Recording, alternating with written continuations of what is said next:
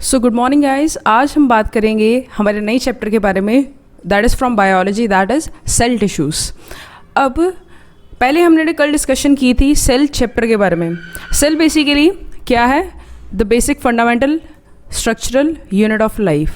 मतलब कि जो बेसिक स्ट्रक्चर है प्लांट्स, एनिमल्स, चाहे कोई भी ऑर्गेनिज्म हो, वो किससे बनता है? सेल से। अब group of cells forms tissue. अब यही जो टिश्यूज़ हैं ये आगे आपके बनाते हैं ऑर्गन्स, और ये आगे different organs combine together to form a organ system. मतलब इसकी हायरार्की इस तरह से चलती है। सेल्स से, ग्रुप ऑफ सेल्स से बनेगा आपका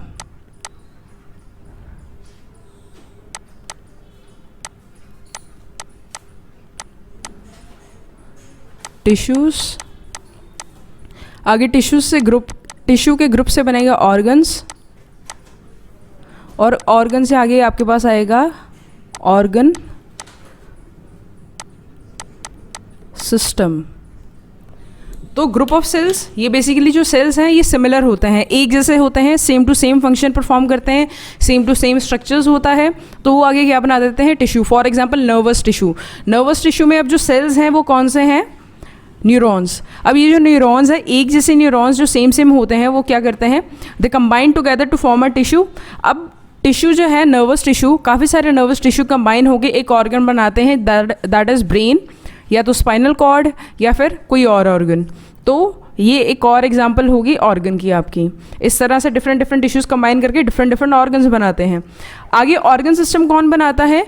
different organs combine together to form an organ system. अब डिफरेंट ऑर्गन्स कैसे? अगर डाइजेस्टिव सिस्टम की बात की जाए, उसमें कितने सारे ऑर्गन्स आ जाते हैं, जैसे आपका स्टमक हो गया, लिवर हो गया, small intestine, large intestine, etcetera. तो ये सब जब कंबाइन करते हैं तो ये टुगेदर क्या बनाते हैं? Digestive system. इसी तरह से अगर आप रेस्पिरेटरी सिस्टम की बात करें, उसमें आ जाती है विंड पाइप, आपकी नोज़ आ जाती है, नेजल्स आ जाते हैं, साथ ही साथ आपके उसमें आ जाते हैं लंग्स, ब्लड, एटसेट्रा। तो ये सभी कंबाइन करके क्या बना रहे हैं? Organ system. इसी तरह से बाकी अदर ऑर्गन सिस्टम्स भी होते हैं। ठीक है, आगे यहाँ पे बात करते हैं। कहते हैं कि जो सेल्स हैं वो बेसिक स्ट्रक्चरल और फंक्शनल यूनिट ऑफ लाइफ है, ये आपको बताया गया है। देन कम्स, कहते हैं जो सेल्स हैं वो बेसिक एक्टिविटीज़ परफॉर्म करते हैं जो किसी भी ऑर्गेनिज्म को हेल्प करती है उसके सर्वाइवल में, जैसे for example eating food, producing energy, etcetera. आगे कहते हैं जो यूनिसेल्युलर ऑर्गेनिजम्स हैं उनमें जो सिंगल सेल है वो सारी की सारी एक्टिविटीज़ परफॉर्म करता है। यूनिसेल्युलर जैसे आपका अमीबा हो गया, यूग्लेना, पैरामीशियम, इन सब में जो एक्टिविटी है सारी की सारी वो कौन परफॉर्म कर रहा है? बेसिक एक्टिविटी एक सिंगल सेल। पर अगर आप मल्टी सेलुलर की बात करें तो इसमें है डिवीजन ऑफ लेबर। अब डिवीजन ऑफ लेबर का क्या मतलब है कि कुछ सेल्स कोई और काम कर लेंगे, कुछ सेल कोई और काम कर लेंगे। फॉर एग्जांपल जैसे डाइजेशन का काम कौन से करते हैं? Digestive sales. अब रिप्रोडक्शन का काम कौन करते हैं? Reproductive cells. अब रेस्पिरेशन का काम कौन कर रहे हैं? Respiratory cells. इस तरह से there is division of labour. हर काम के लिए आपके पास अलग अलग सेल्स हैं, अलग अलग वर्क फोर्स है। तो इस तरह से मल्टी सेलुलर्स में होते हैं डिवीजन ऑफ लेबर। इसीलिए मल्टी सेलुलर ऑर्गेनिजम्स में different cells different functions perform करते हैं। एक सेल सारे फंक्शंस नहीं परफॉर्म करता है और सारे सेल्स एक जैसे नहीं होते हैं। फॉर एग्जांपल जो आपके डाइजेस्टिव सेल्स हैं वो आपके अलग होंगे रेस्पिरेटरी सेल से, आपके रेस्पिरेटरी सेल्स आगे अलग होंगे रिप्रोडक्टिव सेल से। इसी तरह से डिफरेंट सेल्स आपस में एक दूसरे से अलग होते हैं। तो ये बेसिकली क्या होता है? आपके नॉर्मल सेल्स होते हैं जो एक जैसे दिखते हैं। जब एम्ब्रियो बनता है, एम्ब्रियो क्या है? बेसिकली आपका मास ऑफ सेल्स, जो सेल्स एक जैसे ही दिखते हैं और उनकी एक्टिविटी भी सेम होती है, जस्ट टू डिवाइड, और उनका कोई स्पेशल फंक्शन नहीं होता, जैसे डाइजेशन हो गया, ऐसा कोई फंक्शन नहीं होता है। आगे जैसे फीटस स्टेज पहुंचती है उसमें क्या होता है? हाथ पैर बनने शुरू हो जाते हैं बेबीज़ के, और उससे क्या पता चलता है कि जो सेल्स हैं दे आर गेटिंग डिवाइडेड। जो सेल्स हैं वो आगे स्पेशलाइज होना शुरू हो गए to perform a particular function. मतलब कि सेल्स डिवाइड हो गई स्किन सेल्स में, डाइजेस्टिव सेल्स में, माउथ सेल्स में, ईयर सेल्स में, नोज सेल्स में, एटसेट्रा। तो मतलब कि ये क्या होगी? Specialisation of cells. इसी प्रोसेस को हम कहते हैं डिफ्रेंसिएशन। ये आगे आपको डेफिनेशन मिल जाएगी। आगे बात करते हैं, कहते हैं are plants and animals made of similar tissues. जो प्लांट और एनिमल सेल्स हैं इनमें भी काफ़ी डिफरेंसेस होते हैं। जैसे प्लांट सेल्स में प्लास्टिड प्रेजेंट है, एनिमल में एब्सेंट है। साथ ही साथ प्लांट में सेल वॉल प्रेजेंट है, एनिमल में एब्सेंट है। इस तरह से ही ये डिफरेंट टिश्यूज़ से बने होते हैं और इनके टिश्यूज़ में भी काफ़ी डिफरेंस होता है। मीन्स प्लांट टिश्यू और एनिमल टिश्यू काफ़ी हद तक डिफरेंट होते हैं। सबसे पहले बात करते हैं प्लांट टिश्यू की। अब प्लांट टिश्यू में काफ़ी सारे टिश्यूज आ जाते हैं, जैसे जाइलम हो गया, फ्लोएम हो गया, वेस्कुलर टिश्यूज हो गए। इन दोनों को वेस्कुलर टिश्यूज कहा जाता है या फिर इसको वेस्कुलर बंडल्स भी कहा जाता है। Then comes ground tissue. Ground tissue मतलब ये वाले एरिया में जो फिलिंग हो रही है सेल्स के साथ, that is your ground tissue. Then comes जो आउटर मोस्ट सरफेस पे होता है उसको बोलते हैं हम एपिडर्मल टिश्यू या फिर डर्मल टिश्यूज ओनली। अगर एनिमल की बात की जाए तो एनिमल में आ जाता है smooth muscle tissue. Smooth muscle tissues वो होते हैं जो हमारे ऑर्गन्स में प्रेजेंट होते हैं, जैसे फॉर एग्जांपल हमारे ओएसोफेगस में या फिर स्टमक में। ये क्या करते हैं, इनवॉलेंट्री मूवमेंट करते हैं। इनवॉलेंट्री मीन्स ऐसी मूवमेंट्स जो हमारे कंट्रोल के अंडर नहीं होती हैं। फॉर एग्जाम्पल जैसे ही आपका खाना आगे जाता है तो वो एकदम निकल जाता है नीचे, आप उसे बाहर नहीं निकाल सकते, आप उसको रोक भी नहीं सकते हो, बिकॉज वो मसल्स हमारे कंट्रोल के अंडर नहीं है, they are involuntary in nature. आगे आते हैं जैसे लूज कनेक्टिव टिश्यूज़ हो गए। अब कनेक्टिव टिश्यू में आपका ब्लड आ जाता है, आपका बोन मैरो आ जाता है, etcetera. Then comes nervous tissue. अब जो नर्वस टिश्यूज़ हैं वो क्या करते हैं, सारा का सारा ब्रेन का काम करते हैं, ब्रेन का, स्पाइनल कॉर्ड का, सिग्नल भेजना, सिग्नल लेना। आगे आ जाते हैं आपके ब्लड, आपको बताया गया वो कनेक्टिव टिश्यू है। आगे आ जाता है कॉलुमिनर एपिथेलियम। कॉलुमिनर एपिथेलियम बेसिकली इस तरह की एपिथेलियम होती है जो आपकी स्टमक की लाइनिंग में प्रेजेंट है, और ये स्टमक की लाइनिंग में क्या काम करती है, म्यूकस सिक्रीट करती है। ठीक है, डाइजेस्टिव सिस्टम में आपने ये चीज़ पढ़ी होगी। आगे चलते हैं, कहते हैं कि there is noticeable difference between plant and animal cell. कहते हैं काफ़ी ज़्यादा डिफरेंस है प्लांट और एनिमल सेल में।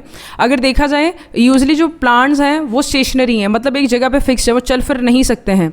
ठीक है, इसलिए उनके अंदर काफ़ी ज़्यादा सेल्स जो है वो डेड होते हैं। फॉर एग्जांपल जितने भी वुड्स के सेल्स हैं, वुड होगी उनके जो सेल्स हैं वो यूजुअली डेड होते हैं, इसलिए they comes out to be brown, और वो ग्रीन कलर के नहीं रहते हैं क्योंकि वो क्लोरोफिल प्रोसेस करना बंद कर देते हैं, because they are non living. आगे कहते हैं अगर एनिमल्स की बात की जाए तो जितने इनके सेल्स होते हैं टिश्यूज़ में, सारे के सारे लिविंग होता है, कोई भी आपका सेल डेड नहीं होता है विद इन द एनिमल्स। क्यों? क्योंकि जो एनिमल्स हैं वो मूव करते रहते हैं from one place to another, तो उनको एनर्जी ज़्यादा चाहिए प्लांट से, इसीलिए जो एनिमल टिश्यूज़ हैं उनमें जितने भी सेल्स होते हैं वो सारे के सारे लिविंग होते हैं।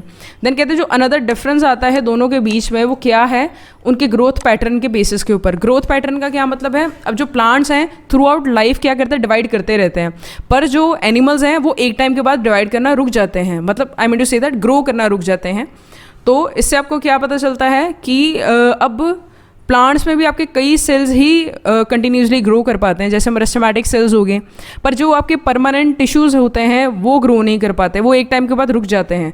जैसे आपके लीव्स के सेल्स हो गए, इसमें आपकी और एग्जांपल आ सकती है जैसे फ्लावर सेल्स, ये सारे क्या हैं, परमानेंट टिश्यूज़ के पार्ट। तो ये क्या है, एक टाइम के बाद ग्रो करना बंद कर देते हैं। जबकि जो एनिमल्स हैं इनकी जो सेल ग्रोथ रहती है वो यूनिफॉर्म रहती है, अगर ग्रो करेंगे तो सारे के सारे ग्रो करेंगे, अगर if they stop growing in the sense कि वो हाइट में इंक्रीज़ करना, बॉडी की हाइट विड्थ इंक्रीज़ होनी, उसको हम ग्रोथ कहते हैं बेसिकली। और बेसिकली ये जो टिश्यूज़ जो सेल्स विद इन प्रेजेंट होते हैं बॉडी के, जैसे डाइजेस्टिव टिश्यू में जो सेल्स प्रेजेंट है, अगर कोई पुराना ख़राब हो गया है तो उसकी जगह पे नया ज़रूर बन जाता है, पर they don't keep on dividing, वो एक टाइम के बाद रुक जाते हैं। ठीक है, तो दिस इज़ द रीज़न कि प्लांट और एनिमल सेल्स में काफ़ी डिफरेंस होता है।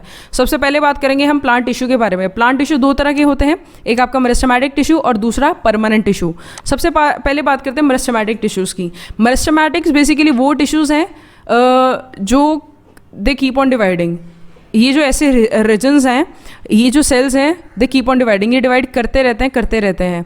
ठीक है, अब जो मेरिस्टेमेटिक टिश्यूज़ हैं ना, इनको मेरिस्टम्स भी कहा जाता है।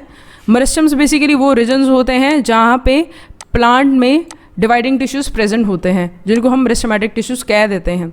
ठीक है, ये भी स्पेसिफिक रीजन्स पे लोकेटेड होते हैं, हर रीजन पे आपको नहीं मिलेंगे। जैसे यहाँ पे एक डायग्राम है हमारे पास, यहाँ पे आप देख सकते हो तीन तरह के ये हैं, apical, intercalary and lateral. Apical जो है हमेशा टिप पे प्रेजेंट होता है। मोस्ट ऑफ द टाइम्स आपने स्टेम की टिप्स ऑब्जर्व की होंगी, जो न्यूली ग्रोन प्लांट्स होते हैं ना, जैसे जिनकी सैपलिंग्स निकली होती है, अभी नए नए निकले होते हैं, तो वहाँ पे आपको एक ब्लंट से टिप नज़र आती है। ब्लंट इन द सेंस कि वहाँ पे कोई पत्ता नहीं होता, सिंपली एक टिप से निकली होती है इस तरह से किसी भी प्लांट की, और नीचे यहाँ पे इसके लीव्स होते हैं, पर इस पोर्शन में यहाँ पे कोई लीव नहीं होता है, बिकॉज ये पार्ट अब ग्रो कर रहा होता है। तो यहाँ पे आपको एपिकल मेरिस्टम काफ़ी सारा मिल जाएगा, और एपिकल मेरिस्टम क्या करता है, इलॉन्गेशन करता है। इलॉन्गेशन मतलब जो हाइट है प्लांट की उसको इंक्रीज करता है। देन कम्स इंटरकैलरी मेरिस्टम, ये मिडल में प्रेजेंट है, इस रीजन से लेके इस रीजन तक, और एक आता है लेटरल मेरिस्टम। लेटरल मेरिस्टम इस तरह प्रेजेंट इस डायरेक्शन में, हेयर यू कैन सी। तो आपको पता चल गया अब ये तीन तरह के हैं, apical, lateral and intercalary meristems. Initially जितने भी सेल्स होते हैं जो मेरिस्टम्स प्रोड्यूस करते हैं वो मेरिस्टम्स की तरह ही ग्रो करते हैं। मेरिस्टम की तरह ग्रो करने का क्या मतलब है, वो ऐसे सेल्स बनाते हैं आगे, वो भी मेरिस्टम्स बनते हैं इन द सेंस कि जैसे जायगोट है आपका, इनिशियली जो जायगोट है वो डिवाइड कर करके एक एम्ब्रियो बनाता है। एम्ब्रियो में क्या होते हैं, ऐसे सेल्स जो एक जैसे लगते हैं and they can give rise to any type of cell. Any type of cell का क्या मतलब है, वो डाइजेस्टिव सेल भी बना सकते हैं, रेस्पिरेटरी सेल्स भी बना सकते हैं, ब्रेन सेल्स भी बना सकते हैं, दे कैन डू एनीथिंग।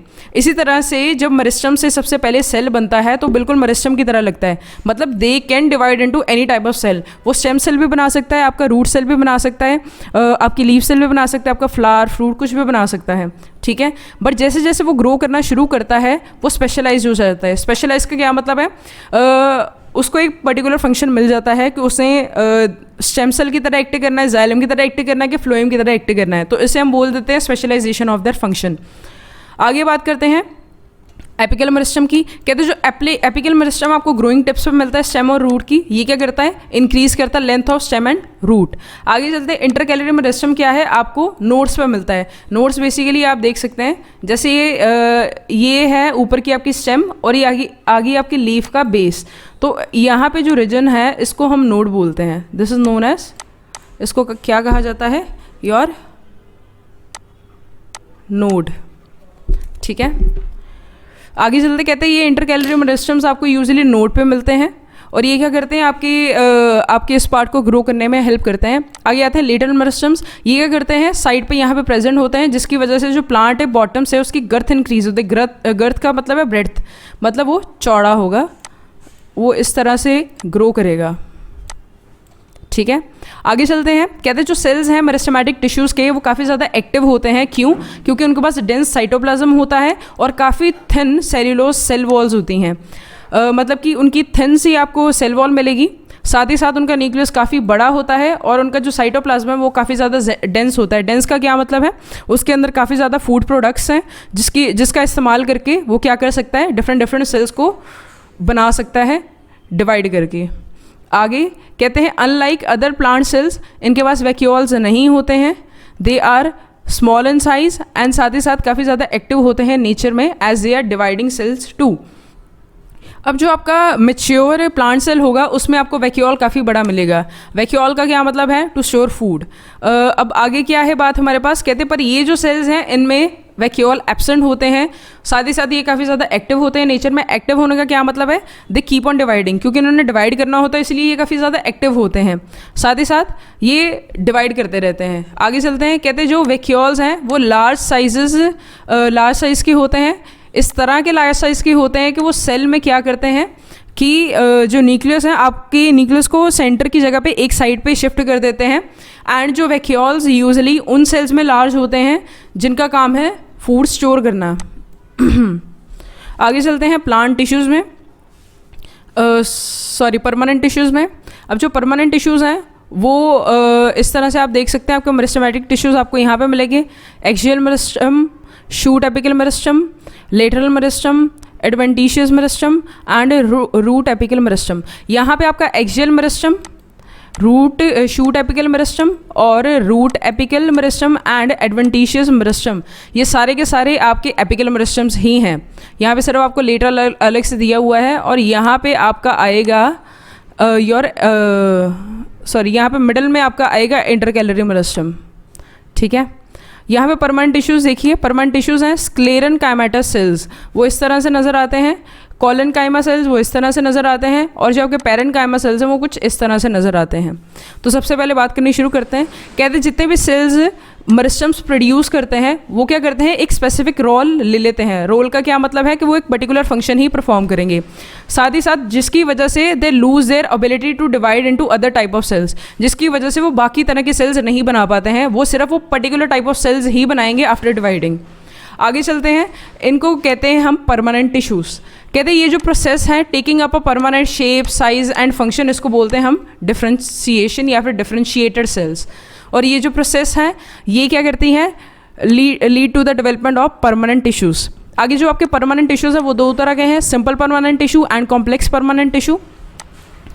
यहाँ आप देख सकते हैं पैरेन्काइमा के सेल्स यहाँ पे जिनकी सेल वॉल थिक हो रही है, यहाँ पे इंटर सेलुलर स्पेसेस भी आपको नज़र आ रही है, पर यहाँ पे आनी कम हो गई हैं, ठीक है। आगे ये कन्वर्ट किस में हो जाते हैं, स्क्लेरेन्काइमा में, जिनमें आपको बिल्कुल भी इंटर सेलुलर स्पेसेस नहीं नज़र आएंगी और जिनकी सेल वॉल्स काफ़ी थिक होंगी, ठीक है। कहते हैं जो लेयर्स हैं सेल्स की बिलो द एपिडर्मिस, उनको बोलते हैं हम सिंपल परमानेंट टिश्यूज़। एपिडर्मिस का मतलब है जो आउटर मोस्ट लेयर होती है, जिस तरह से हमारी स्किन की लेयर है उसी तरह से प्लांट्स में होती है एपिडर्मिस की लेयर। और ये जो लेयर होती है इनके नीचे एक लेयर होती है टिश्यूज़ की, सेल्स की, इसको हम क्या बोल देते हैं, सिंपल परमानेंट टिश्यू। आगे कहते हैं जो पैरेन्काइमा है वो सबसे कॉमन सिंपल परमानेंट टिश्यू है। इसमें क्या है, इसमें relatively unspecialised cells within the cell wall. ये बेसिकली जो सेल्स हैं अनस्पेशलाइज होते हैं, means they can form any type of cell, मतलब कि इनका कोई पर्टिकुलर फंक्शन डिसाइडेड नहीं है, ये किसी भी तरीके का सेल बना सकते हैं। इन सेल्स में साथ में क्या होता है, very very very thin cell wall, साथ ही साथ ये होते हैं लिविंग, साथ ही साथ लूजली अरेंज्ड होते हैं। लूजली अरेंज्ड मतलब इनकी इंटरसेलुलर स्पेसेस, यहाँ पे आप देख सकते हैं इंटरसेलुलर स्पेसेस आपको नज़र आ रही काफ़ी सारी हैं। साथ ही साथ इसकी वजह से ये स्टोर भी कर सकते हैं फूड। आगे हम बात करेंगे क्लोरेन्काइमा की। अब जो क्लोरेन्काइमा क्या है, ऐसे पैरेन्काइमास जिनमें क्लोरोफिल प्रेजेंट होता है टू परफॉर्म फोटोसिंथेसिस, उनको हम क्या बोलते हैं, क्लोरेन्काइमा। आगे एक्वेटिक सेल्स में जो पैरेन्काइमा वो क्या करते हैं, वो उन्हें help them to flat in the sense की फ्लोट है। यहाँ पे आपका जो वर्ड आएगा it comes out to be float, यहाँ पे आपका फ्लोट आएगा not flat. Wait for a second, float. और ये वाले जो पैरेन्काइमास हैं उनको कहा जाता है एरेन्काइमा। आगे जो अनदर परमानेंट टिश्यू है वो है कॉलनकाइमा। अब ये जो कॉलमकाइमा है ये क्या करता है, फ्लेक्सिबिलिटी प्रोवाइड करता है प्लांट को, ताकि जब हवा आए तो जब प्लांट बेंड हो तो वो टूट ना जाए, ठीक है। मतलब ये क्या इसे प्रोवाइड कर रहा है, mechanical support to the plant. साथ ही साथ ये लीव्स की स्टॉक्स में आपको मिल जाएंगे, जिस वजह से जो लीव्स हैं वो आराम से हिलते डुलते रहते हैं और वो टूटते नहीं हैं जल्दी। साथ ही साथ जो सेल्स हैं वो लिविंग हैं, elongated है, irregular thickened at the corners, और साथ ही साथ they are literally very small intercellular spaces। यहाँ पे आप देख सकते हैं in the upper figure, यहाँ पे जो कॉलनकाइमेटस सेल्स हैं इनमें इंटरसेलुलर स्पेसेस आपको नज़र ही नहीं आ रही, बहुत कम होती हैं। और साथ ही साथ they are irregularly spaced, irregular से हैं, कोई बड़ा है कोई छोटा है, और साथ ही साथ ब्रांच लंबे लंबे हैं थोड़े। आगे चलते हैं। Another type is sclerenchyma. जो स्क्लेरेन्काइमा है ये third type of permanent tissue है। बेसिकली ये जो है इनमें आप सबसे पहले बात करेंगे हस्क ऑफ कोकोनट की। हस्क ऑफ कोकोनट मतलब जो जूट सी होती है कोकोनट की, वो इसकी एग्जांपल है स्क्लेरेन्काइमा की। ये यूजुअली जो सेल्स हैं ये डेड होते हैं। पहले दो केसेस में आपके पास लिविंग सेल्स है, पर इस केस में आपके पास हैं डेड सेल्स। ये काफ़ी लॉन्ग होते हैं, नैरो होते हैं, एज वेल एज जो थिकन है due to cyanin and due to extreme thickness of cell wall there is no intercellular spaces।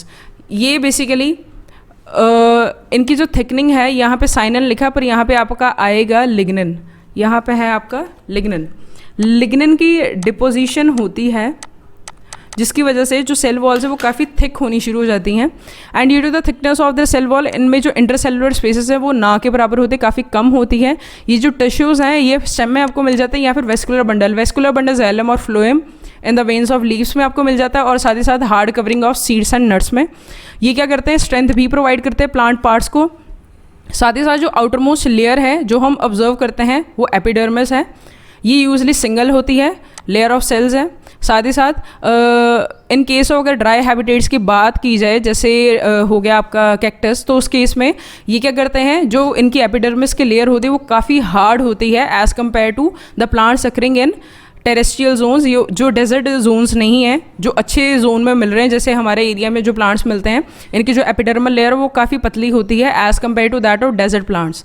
ये क्या करते हैं, इसलिए मोटे हो जाते हैं ताकि जो लॉस ऑफ वाटर है वो कम से कम हो।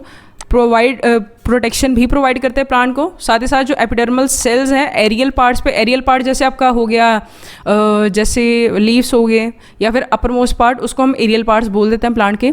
ये क्या करते हैं, साथ ही साथ एक वैक्सी वाटर रेजिस्टेंट लेयर बनाते हैं। जैसे आपका एलोवेरा हो गया, जब आप उसको कट करते हो तो एक उसमें जली लाइक सा ना चिपचिपा सा सब्सटेंस निकलता है।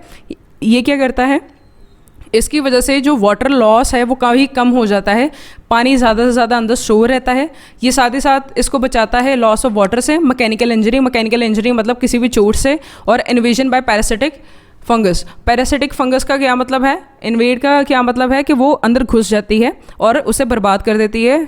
पर ये ऐसी वाटर रेजिस्टेंट लेयर की वजह से वो ना अंदर एंट्री कर पाती है और ना डिसीज़ कॉज कर पाती। नेक्स्ट इस कहते हैं काफ़ी ज़्यादा स्मॉल पोर्स हमें नज़र आते हैं लीफ के ऊपर, अगर हम ध्यान से देखें इनको बोलते हैं हम स्टोमेटा। इनको ये किडनी शेप्ड सेल्स होते हैं और इनको हम क्या बोलते हैं, गार्ड सेल्स। अब ये क्या करते हैं, ये एक्सचेंज करने में हेल्प करते हैं क्या, gases with in the atmosphere. साथ ही साथ ट्रांसपिरेशन की प्रोसेस के साथ ये पानी भी लूज करने में हेल्प करते हैं in the form of water vapours, जिसकी वजह से आसपास का एनवायरनमेंट काफ़ी ठंडा हो जाता है।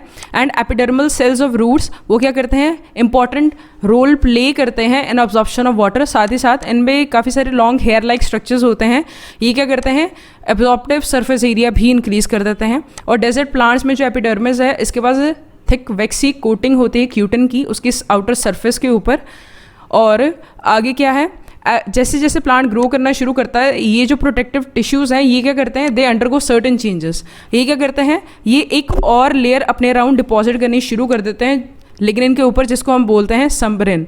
अब जो सम्बरिन नाम की लेयर है ये एक सीमेंटिंग मटेरियल है जो सेल वॉल को और हार्ड बनाने शुरू कर देता है, और साथ ही साथ they become impermeable to gases and water, जिसकी वजह से एक टाइम के बाद जो वुड और स्टेम है इसमें जो पानी अब्जॉर्ब होना है वो बंद हो जाता है, और साथ ही साथ जो गैसेस का एक्सचेंज है वो भी बंद हो जाता है। So that's all.